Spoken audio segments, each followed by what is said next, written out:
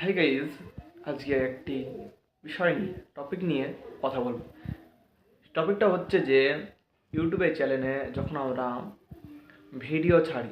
Video ছাড়ার পরে দেখা যায় যে আমরা যেই ট্যাগটা যদি না লাগাই তাহলে কিন্তু ভিডিওটা কেউ যদি সেই ভিডিওটা ইউটিউবে চায় কিন্তু আপনার ভিডিও সেখানেই যাবে না ততক্ষণ না ট্যাগ লাগাবে।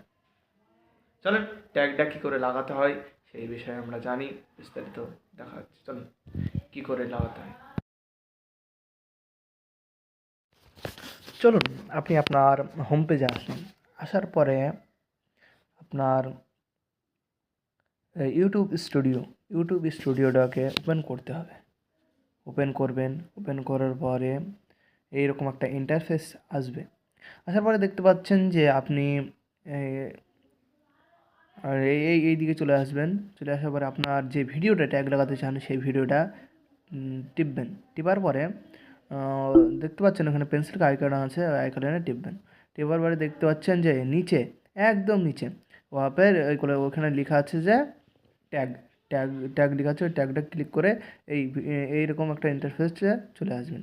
আসার পরে উপরে দেখছেন যে ট্যাগ লিখবেন আপনার ভিডিওটা কোন ক্যাটাগরির, সেইভাবে ভিডিওটার ট্যাগ তৈরি করবেন। আমরা আমাদের ভিডিও ট্যাগ তৈরি করছি, দেখতে পাচ্ছেন হয়তো।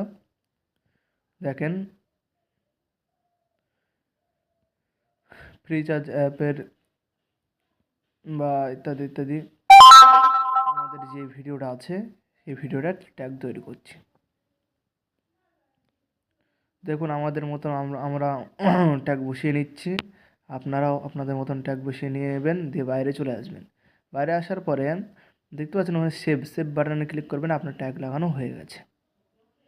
ভিডিওটা কেমন হয়েছে বলুন, আর ভিডিওটা ভালো লাগলে